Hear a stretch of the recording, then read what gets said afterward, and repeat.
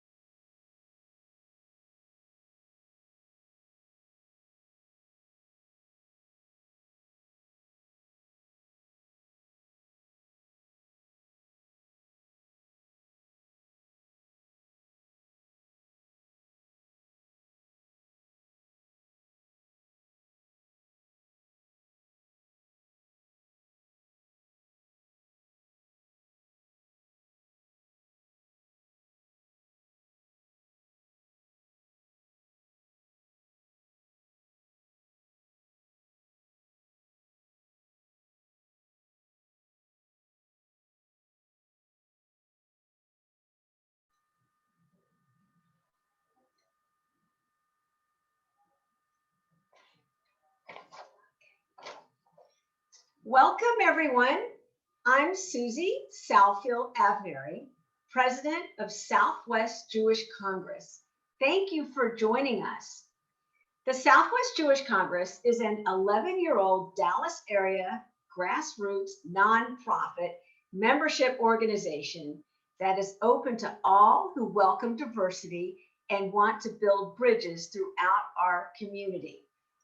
Our membership includes Jews and non-Jews, hawks and doves, conservatives and liberals, and everything in between. We provide complimentary educational programs that enlighten the public, sometimes partnering with other organizations and universities. Additionally, we honor those who contribute to the advancement of our society, culture, and lives.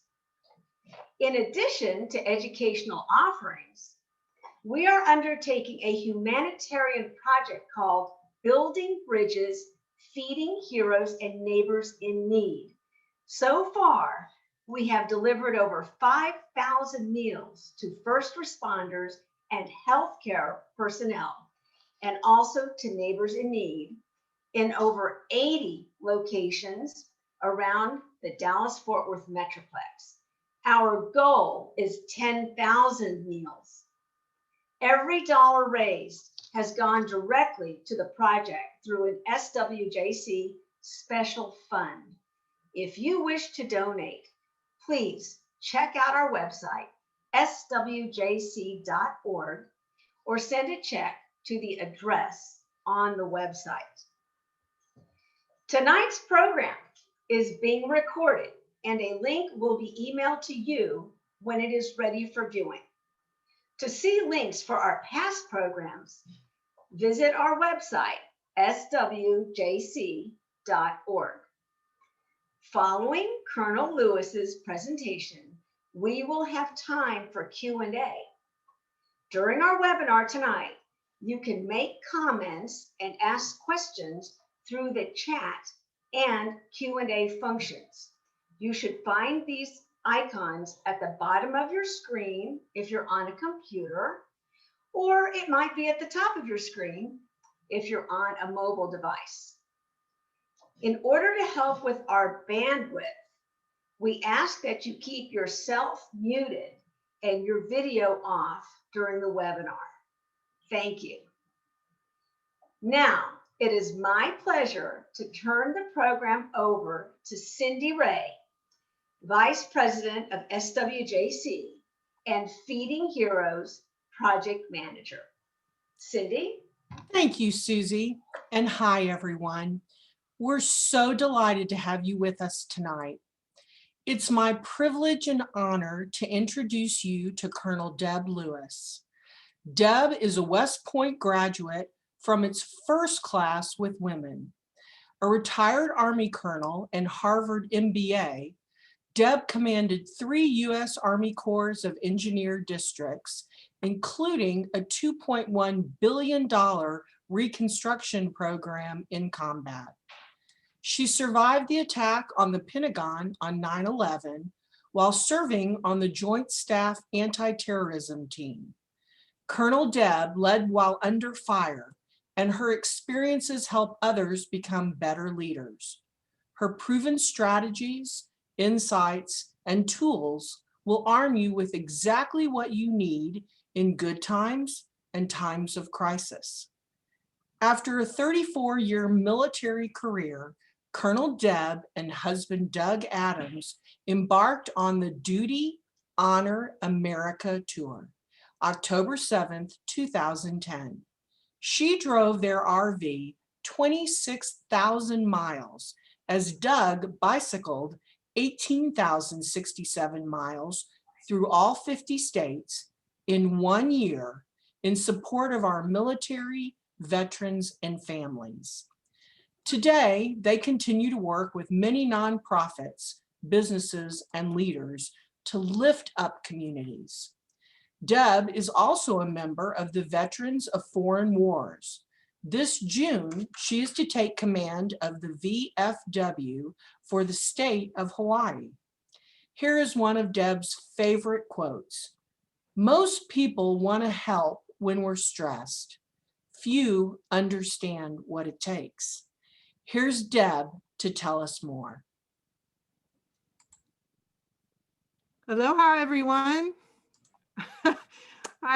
I'm not going to be able to see your beautiful faces, although I will tell you that the team who set this up, Susie, who you already heard from, and you have also Susan Myers back there who's been helping, and Lynn Towers. We've been doing it, and of course you heard from Cindy Ray. Thank you, ladies, so much for setting this up. We're all very, very fortunate. Such a professional team up there, and a fun team. Oh, by the way, if you don't know some of them, please make sure that you find them and get to know them better. They're just amazing people, each of them. I am very grateful to be with each of you today. The work of your organization, especially given all the tough conditions that we've had, what a great statement. What a great statement for your community, and what great leaders. I don't know. I'm going to ask you to go in the chat. This is where I'm going to need your help, is from leadership. I need you to go in the chat at times so that I can hear from you, because for one, I just want you for now, pat yourselves on the back for, stepping forward, showing up most times under stress is what can really, really help us. And if you don't show up, you can't make things happen. So I'm so grateful to be with you, your work. My father had a lot to do with building the Jewish chapel at West Point. He also was an engineer. I'm an engineer, so I approach stress as an engineer. And he helped to build the air bases and the Negev desert as a part of the Camp David Accord. So maybe you remember back then. And my dad is in Florida. I'll be seeing him this week. And he's almost 96, but he's on the computer, and he'll be watching this. It's his bedtime right now, but he'll come back later to watch it. Today, we're talking about a topic that I believe when we get through, I'm going to share some truly life-changing insights. I hope that as you get those insights, that you will share them with the rest of the group on the chat box. But before I do, would you please say hello and at least say where you're calling in from, where you're zooming in from? that would be nice if you could put that in the chat. That way we kind of know rounded where you are. I hope that you're safe. I know the winds have kicked up. Those neighbors east of you are being battered today by wind and hail and tornadoes. So every day is a challenge. There we go. I've got a couple coming on from Fort Worth, from Dallas, oh, Deer Park. Awesome, awesome, great. Philadelphia in the house. Woohoo. Lake Hills. There we go. Thank you so much. Thank you for participating. Okay, so you heard the title of the talk. Come on. I know some of you are pretty skeptical here. Okay, pretty skeptical about this. So you've been told some things about stress that I'm going to, it's not a matter that it's a fact, but it's a different way to look at it. So what are the ways? Let's just call out the elephant in the room. How can stress help us? Maybe some of you have heard that stress will kill you. It's true, it could. But let's talk about that. How can stress hurt you? Can you put that in the chat? What are some of the things? Okay, Plano, Texas, we're still getting calls in. That's great. Let's talk about some of the ways. Bodies, mind, the lives. What does unhealthy stress do to us? What can it do to us? Okay, sleep, right? Sleep, there you go. Your hair can fall out. Andrea, oh boy, yeah. It can stiffen. How many people have sore necks and shoulders with stress? Can feel it when stress is in there. I actually had a chiropractor and they touched my neck and they said, do you know what beef jerky's like? That is your neck. Now I'm going to help you with some of that, but yes, that's true. And it can give you headaches, right? It can give you headaches. It can, maybe some of you, anybody out there do have a few angry outbursts that it pushes you to your button and then you finally lose it with somebody you love, but you can't help yourself. Panic attacks. I've been hearing a lot lately about the panic attacks. That's true. It can also, if you have it chronic, it can lead to depression. It can raise your blood pressure. Stomach problems, ulcers, absolutely. Diabetes, all those things. Obesity makes us want to eat. It's not our fault that we love sugar items. I love desserts. How many like desserts out there? You can tell me your favorite dessert when you're up for it. Mine's cherry pie. But desserts, you know, what is stress though? Well, desserts is just stress spelled backwards. It's not your fault you'll like desserts, okay? So yes, that's true. But I just want to know if you could, and I have a question out there, if we can post that question out there, if you could, what, and you had your superpower, how would you, in what way would you like stress to be your superpower? What would you like stress to help you with? Let's pretend now we'll flip it. Stress is your superpower. Write in the chat. Oh, creme brulee brownie. I'm sorry. I'm going to get distracted on desserts. I love desserts. Okay. The crying piece, I want to come back to that, Lorna Ray, because I think that's something very, very critical, especially with women. Chocolate therapy is always good too. But if you could, what would you like to use stress as your superpower? What would you like to use stress as your superpower? Push you to make decisions, get more things done maybe? Motivate positive action, be productive, help other people, superhuman motivation, increased energy. Awesome. Oh my goodness. I will have to copy all these. You are just right on, everybody. Yes, yes, yes, yes. All those things are possible. All of them are possible. I bet a few of you actually have realized some of those things, even though you've been under a lot of stress. Maybe you felt that way. Maybe there's a handful of you that actually get energized like I do when it's a stressful situation. Of course, it sometimes can be tough later, but the idea is how are you handling that stress?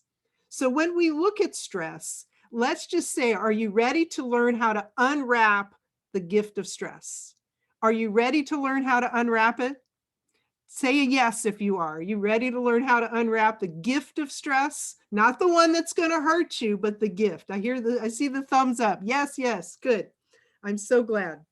Okay, so here's two things. One, have you ever gotten that package that has been wrapped so well, you can't get to the present inside?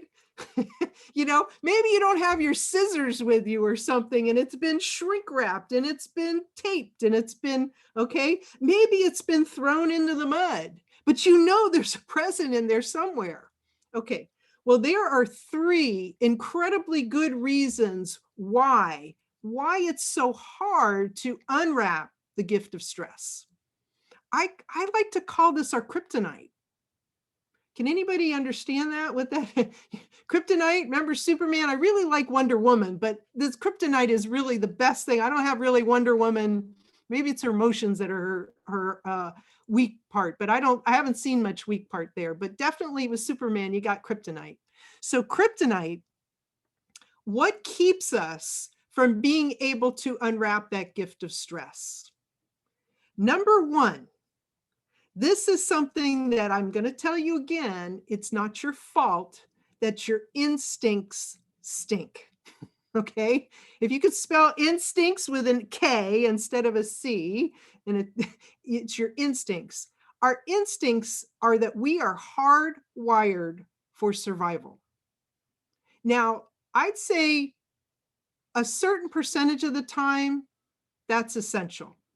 The rest of the time, it isn't helpful to you, because what happens when you go into survival mode?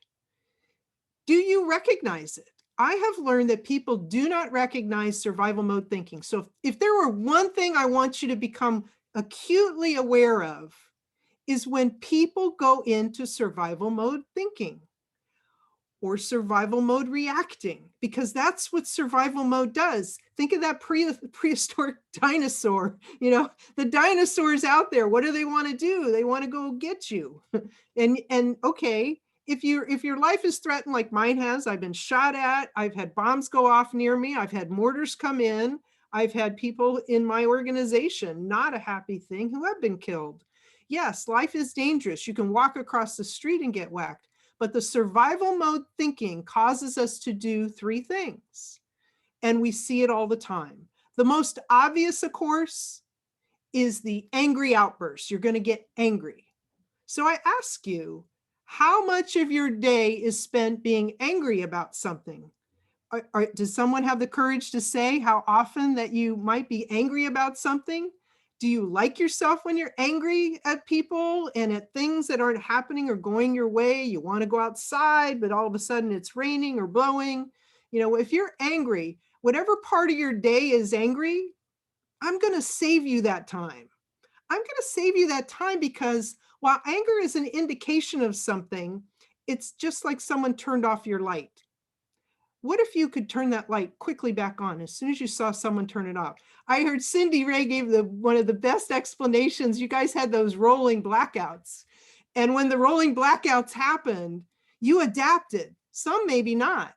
But those who adapted, like Cindy, smart, she was able to say, okay, the lights are on. We can go do certain things. And you get a lot done in a very short amount of time. And then you know the power's out, can't do it. So for those of you who wanted to get more done, guess what? When you start thinking that way, you can. But survival mode thinking, if you're spending any time being angry, you need to save that time for something else. Another thing that happens is you're probably even told under hardwiring to just don't bother with it. Just run away from it. You don't need to talk to that person. You don't need to do anything with it.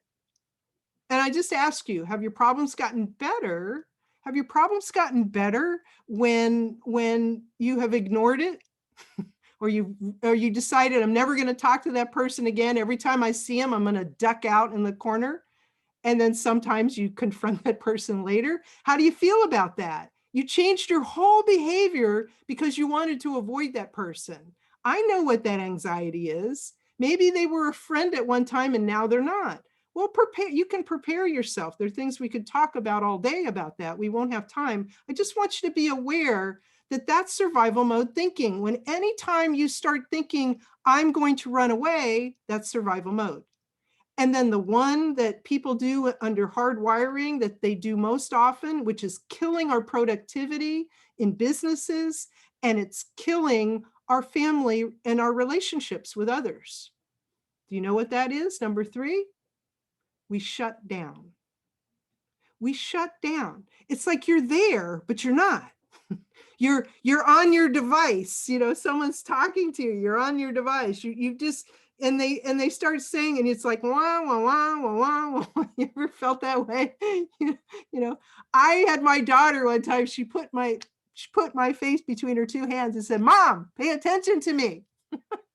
Sometimes mothers, fathers, we need that. We need to be told that because we are women, especially. It's well known. We multitask, or think of a network of firings going off. That's why we're always multitasking. And the guys actually, in some ways, benefit because they're kind of super highways. And it's got to be in a separate box. Well, I'm going to think about this. And women are always asking a lot of times. I'm generalizing, and it's not always true, but they'll say, "Well, what did you think about that? Did you think this? Did you do, what about that? What about this? What about that?" And they're like, "I was just thinking about the game I just watched." It's nothing more than that, right? It's nothing more than that. But shutting down, I think the percentage, and it's pretty dismal in the US, but it's worse worldwide. The percentage that they throw out there is about 30% of the employees are engaged. What does that mean? 2/3 are not.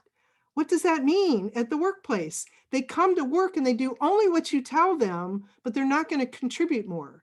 That's another story we can talk about. And on my free courses, you'll learn a lot about how to get people to engage. But that's what we have to think about. Think of all that lost potential. You want to get more done? Engage everybody around you in helping you. You do that, like this goal that we have here, 10,000 meals, you're halfway there. Awesome. I'll bet there's people in this group that are listening today that have ideas of how to double that. How can you double it? You've already set up the process. Fine. How to figure out how to get the money to where it has to be. So we're hardwired. I go back. The kryptonite is we are hardwired. That is from the beginning of time. So if you are not using your higher level thinking in a stressful situation, you will divert and react in that way. And I'm telling you what it's like. Let's go back to my dessert analogy. I like desserts, you know, I want to talk about them. Have you gone into those stores where they'll have 50 pies? When you go to the store, if you go to survival mode thinking, there's going to be 3 okay looking pies. Okay. Only 3. You don't get the 50. You only get the 3. You don't get your choice. You only have the 3. And guess what? Each one of them will make you sick. Maybe not today, but you keep eating those pies, you're going to get sicker and sicker and sicker and lose more friends and get less done. That's what survival mode thinking. And so, you ready to go on to number 2? Who's ready to go to number 2? The kryptonite. This is number 2. Anybody ready to go on?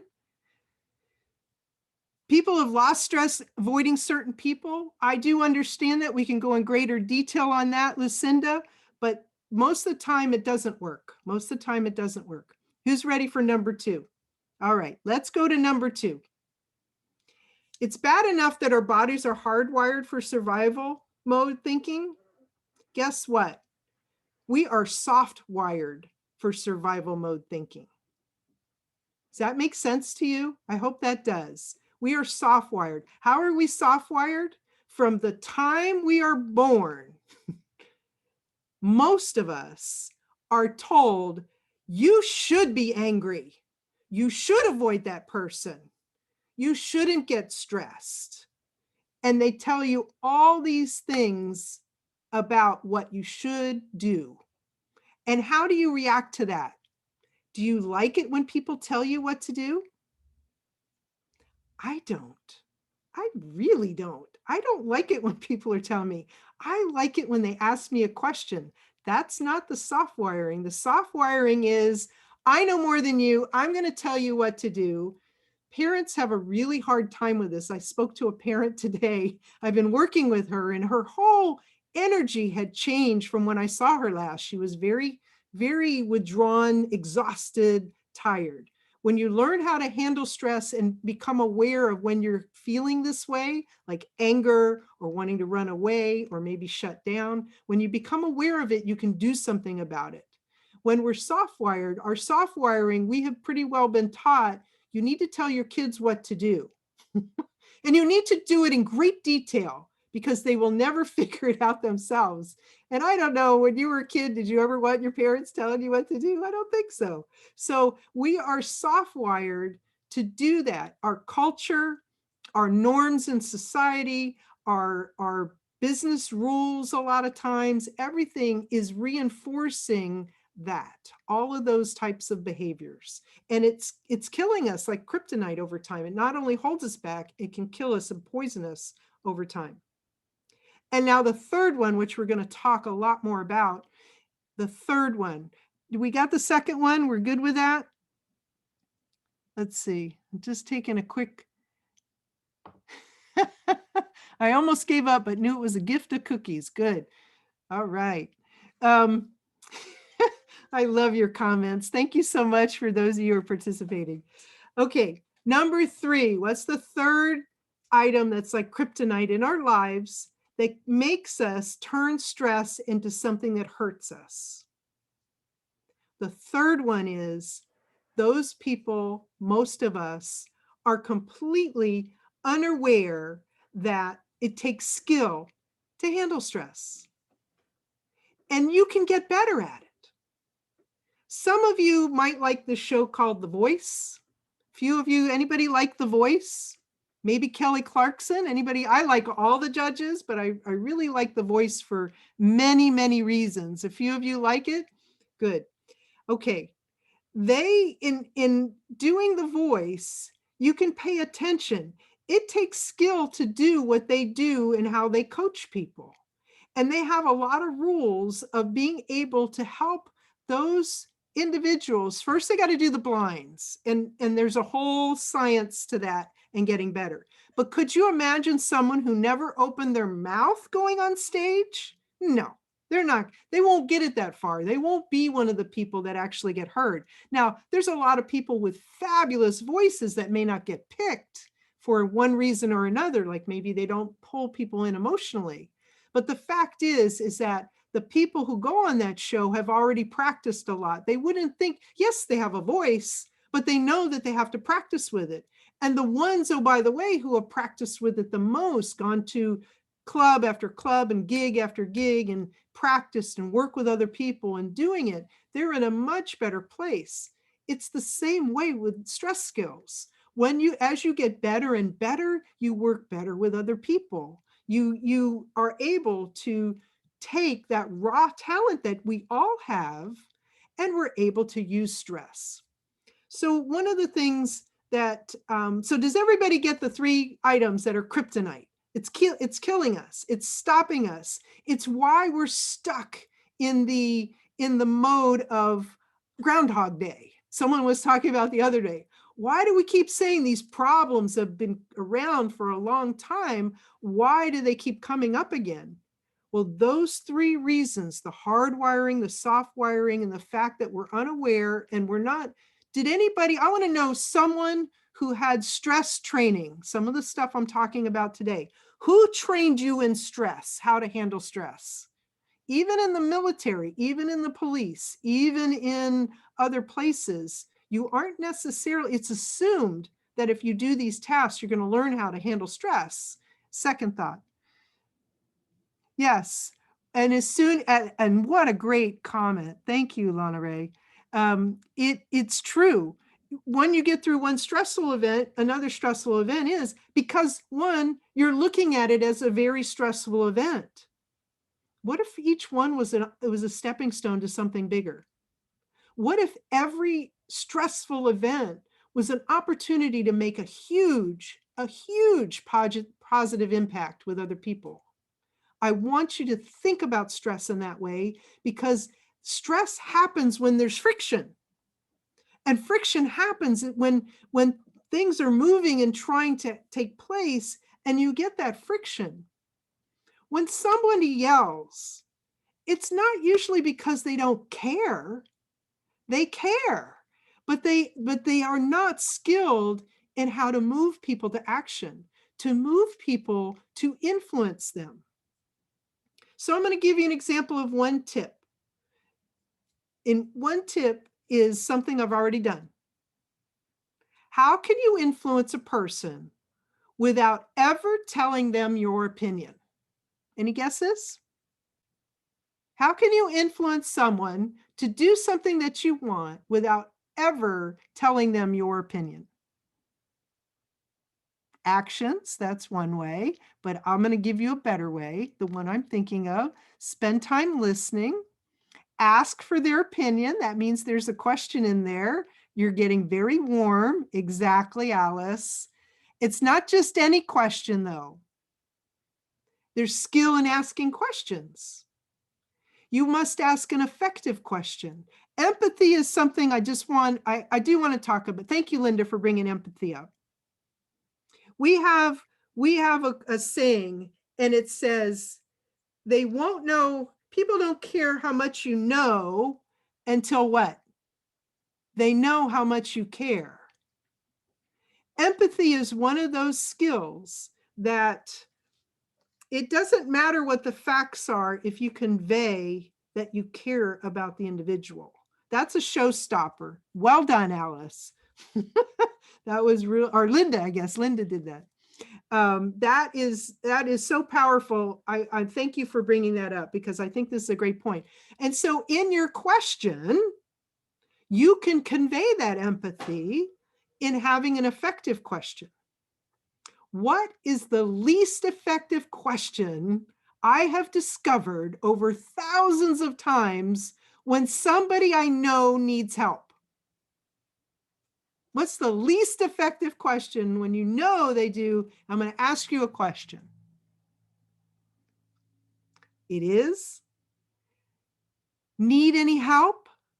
Susan, need any help? Need any help? What is our automatic response to that, ladies and gentlemen? No, thank you, I'm fine. Why? Because when people want to help, I don't care how great the nonprofit is, who decides what help looks like? Is it the person who's asking the question, do you need any help? Or is it the receiver? The receiver is the one who defines that. So effective questions. I've just given you the most powerful tool in my arsenal. Some of you may have noticed that I have a shield behind me. Okay, the shield, if you go to my website, we'll talk about later, Mentally Tough Women, there's a reason of that shield. But one thing, if you noticed on the shield, do you notice what's on that shield as well? There's a heart. Do you see the heart? That gets to Linda's point of empathy, right? The heart, you care, you actually care. And oh, by the way, the people who are yelling often care a lot. What if I told you a different definition for cynic? You know, you've met those cynics, right? Every time you talk to them on a topic, they just get really negative and they tell you what to do and how you don't know enough. Cynics, I believe, are idealists who were slammed. Okay? Cynics are idealists who have been slammed. And their way to react, survival mode thinking, is to become that cynic because they want to be certain that no one else has to go through that pain. Now, it's not the exact equation for every situation, but every time someone has backlashed at me on something I was trying to accomplish, I would ask them the effective question. And wow, you seem to know a lot about this subject. Remember, there's a lot of melody in there. Go see Roger Love if you want to put more melody in your voice. Because stressful situations call for, this is another big point. I'm going to just keep throwing some things at you that I hope you're going to find as life-changing insights. When you talk to someone about a very serious subject, homelessness, COVID, floods, tornadoes, you name it, losing your job, losing a loved one, all those things are very serious subjects. But if you go serious and negative, how many people want to come talk to you? Not very many. When you're negative, this is important. Watch them scurry. If I'm going to preach to you, kids, we do it to kids all the time. So sorry if any of the kids are listening, those who grew up that way. We mean well. That's what I'm saying. The cynic is usually the idealist who've been slammed. And so when we come across maybe preachy, it's usually because we've had a hard lesson in life and we don't know all the facts around you, but we're going to try to help you. Okay, so I just wanted to share those with you because those are some things. Do you know we're also, Peter Crome is a gentleman who was brought to my attention recently. He's a mind architect, and he said, we are reinforced to fail. Why? To get sympathy and empathy. Think about that. Think about that. How many kids have done that they want to do that? Okay.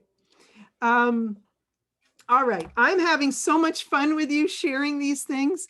Let's take a pause because I want to say, if I've already shared some of the counterpoints to it, can you now see the gift of stress? I will share one story and then we'll go into questions.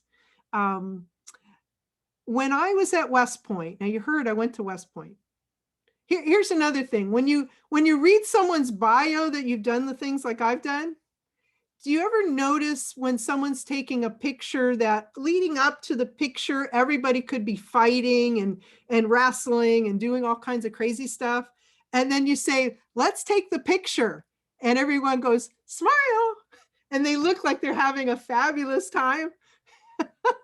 I think of bios like that when I look at what people have done with bios. Imagine the grit and the slamming. So I didn't tell you, stress comes in thousands of flavors, and learning how to unwrap that gift has taken a long time. And I probably hold the record for most of you. I've probably been yelled at more than 10,000 times. If there's someone else who's beat me on that, please share. I'm so sorry, but how great is that? How great is that? All these people yelled at you. They wouldn't have yelled at you if it wasn't something important. They wouldn't have cared. They would have just ignored you. Okay. So when I went to West Point, that's a place, for any of you who don't know the military academies, I didn't take the easy road out of high school. I guess I didn't have enough hardship growing up, moving around a lot, and growing up in a military family. I had two older brothers, and I loved to swim and horseback ride. And how I would combine that is one of my great pastimes when I had the horses, when we had the horses right with us, is I would jump on the horse without a bridle or saddle, and I'd have my bow and arrow, and I'd chase they were rubber. Okay. They were not real. They were rubber. And I would chase my brothers around the yard. I even had my pony trained to go after my brother. But I will just tell you, I grew up, I would climb trees. So I wasn't the normal thing. And my dad never limited me, but I picked West Point to go to. And so I was actually, the first day, I was a little cocky. I kind of got through. I said, I got it. Well, then guess what happened the second day? Okay. The second day was like one of those things like, what? The first event. How many, tell me if there's some who are not as good a runner, how many people, running is probably your last priority. Now there's some who are gazelles. I know that. Okay. So I did not really enjoy running, but when we got to formation, the leader said, the run today is going to be 2 miles. And I just about lost it. Why? Have you ever run as fast as you can, as far as you can, and want to throw up? And your heart's racing. That's me at 1.5 miles. Do you know the difference between 1.5 miles and 2 miles? Now, come on, you guys play football a lot. 9 football fields, okay? 9. That cadet had just told me before we started the run that all my preparation was for naught because we were now going to go farther than I had run before. Okay, women didn't run a lot back then. I sure didn't. Now they're amazing. You know, there was Joan Benoit, but she was, you know, Olympian. She was amazing. So we go off into the run. I have about 40 people in our formation. And there's 2 other new girlfriends in it with me. One's my roommate and one's another gal that I hadn't really got a chance to meet yet. It was only day 2. So we start the run. How am I feeling? Not good. I was not practiced in stress until it's taken years to get to this. So, and still things can undermine me. But I started feeling badly, and almost immediately my roommate started to drop back. Now I know it's terrible. I am certain it is awful. This is terrible. And my heart is jumping out of my chest. I can barely breathe. I then somehow I glanced over and I could see the other woman. She was smiling. And I looked at her and I said, she wasn't even breaking a sweat. She was running. She was like, yeah, doing it. I'm doing it. There's probably a few of you out there in the crowd that know how to do this. I call her the gazelle. Okay. I call her the gazelle. And what I did next changed my life. It really did. It changed that run. It changed that day. It changed that whole time at West Point. What I did, I changed my focus. I changed my focus. And I not only made the run that day, even though they piled on more, you know, they would put us in combat boots. That day was Converse suede sneakers, not very great. No arch support back in 76. No Nikes. No nice, great, I have high arches. And they would add not just combat boots, but weapons. We'd had to run with weapons. And then they'd make us go and we do these guerrilla drills. I made every run. And you know why that mattered? Because when we went to West Point, they didn't think women could do anything, that women were going to fail, that they were just going to fall by the wayside. And the biggest test was the run. They didn't break us into different groups. We all ran together. And so I just want to share that. You can see why stress became at that moment, I couldn't articulate it till just recently, but it became my superpower. How else can you explain going farther than I'd ever run before and making all those other runs when in fact, now I won't tell you that I didn't want to throw up before I ran every day because they often wouldn't tell you where you were going. Not like the first run, they wouldn't tell you where you're going. But anyway, that's my story. And now you can understand when Cindy said the $2.1 billion construction program in combat, everything I did from that day on led to my ability to have the empathy, to have the caring, and have the skills and ability to handle stress. Now, I still hit the wall when I was in Iraq. There was a moment, we won't talk about it necessarily today unless you ask about it, but there was a day that I had the worst day probably in my entire life that I can't talk about what happened. I can just tell you I was there.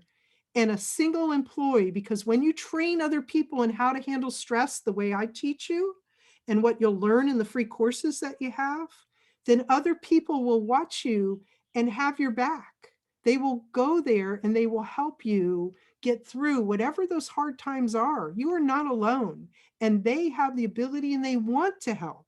They really do want to help, but they've never been trained how. And that's what I love working on, helping each of you. So I think that's pretty good about getting us a good start with this talk today. I hope. Let's see. You're not a runner. Good, Susie. I get you. I ride a 3-wheel tricycle right now. I'm just catching up with some of these. It is about changing your attitude, but it's more like putting on a new set of glasses. The facts don't change. I'm not about changing the facts. The facts are the facts, but it is about a change in attitude. As was said, it can change your day, but your perspective, what you do, and the things that I talk about, for example, focus, what you focus on. You saw, I could have focused on my roommate and she falling back, and what would have happened to me at that point? Or I could focus on someone who was doing what exactly I wanted to accomplish and somehow got through it. Okay, let's go ahead and go into Q&A, because I think that's a good to tee it up. And if we just leave about 5 minutes at the end, I think that we can get through the final part. Are Well, you ready? yes, we're ready. Well, Deb, I have some great questions that have been coming through, and I just want to thank you from all of us. What an inspirational message that you had for us this evening, and so grateful. And here's some questions that are firing in that I want to share, and that maybe you can help us with some answers. What is the largest cause of stress, would you say? The largest cause of stress, the largest cause of suicide, of depression, of all of those things has to do with our relationships. It has to do with our relationships, and it has to do with mostly with our relationship with ourselves. Most of the time we're hardest on ourselves. We are unforgiving with ourselves, and that empathy, that love, that caring has to be there. And so your gift of understanding how to use stress to your advantage, and then the ways that I've discussed, that is a gift to yourself first. And when you do it, you won't be depressed. There's so much wonderful things out there. Yes, life is hard. Mother Nature, my aunt used to tell me, is a hanging judge, right? Okay, it is. So therefore, now, what can you do about that? You know that it could be, yes, you know things are going to happen, but when you prepare yourself in a way, the relationships, I just came from a hearing where I've been working with these people for maybe 7 years, some of them. And it was kind of sad, because it's kind of a love fest. I had one of them say, you know, I was going to talk, but I figured it was overkill. You all have a good relationship. When you have a great relationship with yourself and with other people, you actually like them and respect them. Anything is possible. You get together, you don't even have to be in the same city. You can be across the world, and you reach out to them. And when they get to it, they're going to send you their burst of energy and their love note, you know, and help you get through whatever it is you're going through. We're never alone, but it's the relationships. And we think we're alone. We think that we can't handle it. And people tell us we can't. Oh, that's terrible. Yeah, you should do that. Oh, yeah, you need to. They have spent with people who have post-traumatic stress. Now, it's not just military who gets post-traumatic stress. People going through COVID, for example, the way people handled it, they have post-traumatic stress. They will always, when they feel that they're confined and they want to release. But the thing about it is, it's not a life sentence.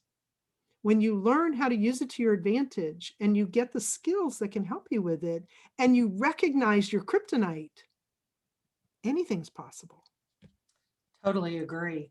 I've heard from Pearl, and she wants you to tell us about your hardest day that you mentioned and how you handled it. Please. Okay.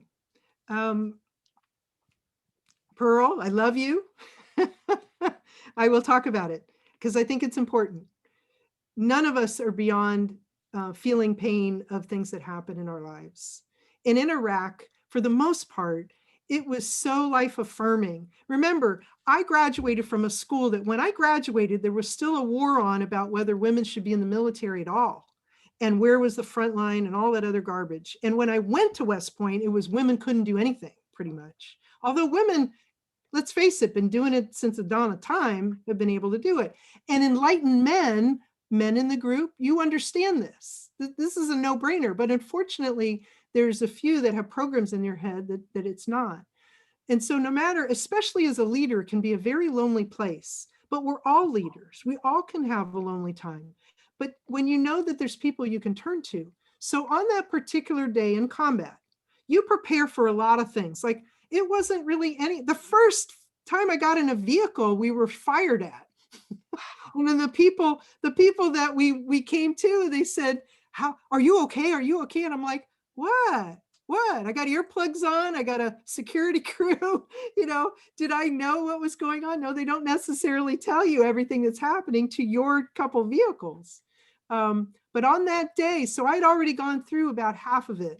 And another thing that can compound it, my daughter was back and she was having a hard time struggling while I was away. So don't think that there aren't costs to it and the stress, but it's the love that you share that helps you get through those. The other piece was I had a really tough boss. It was one of those, I'm sorry to say that in my military career was beneficial for me to give this class today, because if I hadn't had all those really rough situations, I wouldn't be able to talk to you from a depth of knowledge. So just understand my worst day was truly one of those that people would never, it would be very difficult for people to recover from. They might have not even, I might have had to leave the theater because of it.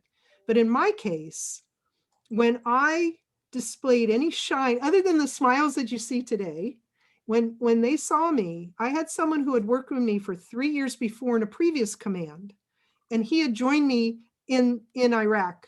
And what happened that day is when these series of events, you know what that's like.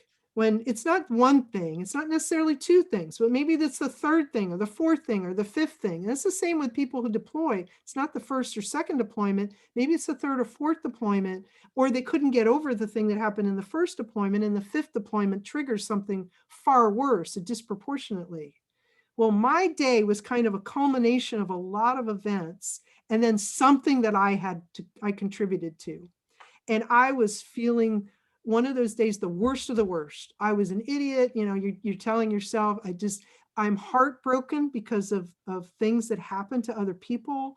I was frustrated. It was every balled up negative emotion just sucker punched me and had me in a moment where I couldn't function. I couldn't smile. I couldn't go to a meeting. I just kind of stood there. And luckily, one of my employees saw that and knew me. And he had some special skills. He'd actually worked with kids who were challenged and been incarcerated. And he came up to me and he walked over and he placed a rock in my hand. Some of you have ever had that. He put the rock in my hand and he put my hand over it. And then he looked me in the eye and he said, Deb, I can't promise you there won't be worse days than what you're having today. And I don't know what happened. But what I can tell you is that you can think about your happiest moment in life. If you can do that, think of a moment in your life where you could put yourself there. You can feel the emotion that you're happy. You can just visualize it and feel as if you're already there. If you can take that and you can attach it to the stone I just put in your hand, and I called it my happy rock, my happy rock from Iraq. If you can attach it to this rock, then the next time, let's say the boss is yelling at you or something terrible goes wrong, what I want you to do is I want you to keep it close. And when that happens, reach down and touch that. Think of that thought and remember what's most important. Wow, what an amazing story. It's so true. And it was like being tossed in the ocean. If you have something to hold on to, and I have given away thousands of rocks since that day. In fact, Sonoma, Texas, the caverns that they have there, I bought probably 300 rocks from them. And all along our Duty on America tour, I shared that story and I gave it to people who've had to undergo chemotherapy, who've lost loved ones, who have gone through some of the roughest times, and they come back. And I'll get emotional in a minute. And they will share their story with me and thank me, because each of us has the capacity to change the life and pull people out of those terrible places. People are in terrible places. The people who are yelling the most are probably disguising the greatest pain. It's because they care. And so having that kind of kindness. So thank you, Pearl, for allowing me to share it. It is tough to talk about, but it is so important, because each of us can share kindness with one another when we're in our darkest moments. It's just like the police or others, you don't see people on their best day, you're seeing them when they're having their worst day. And why it's so important to do that. So thank you. I have a question here for you. Did either of your brothers go in the military? And I'm sure that your dad is, this person asked, how proud is your dad, General Lewis, of you? I'm so proud of him. He's amazing. He retired as a 3-star general. In the end, he started off in the engineers. I almost didn't go engineers because of him. And because I said, how can I compete with that? And in my time, no woman was promoted higher than colonel. I went to the highest rank and I fought hard for the women. In about a year and a half, someone was promoted to general. They had to change the system. Sometimes the system is that, I didn't call it a glass ceiling, it was a concrete ceiling. So yes, my father's very proud. And both my brothers served for a time. One brother served in the Navy. He actually majored in partying and girls first at Johns Hopkins when he was going pre-med, and decided to, he's actually not, he's an amazing guy. But he entered Annapolis the day before I entered West Point.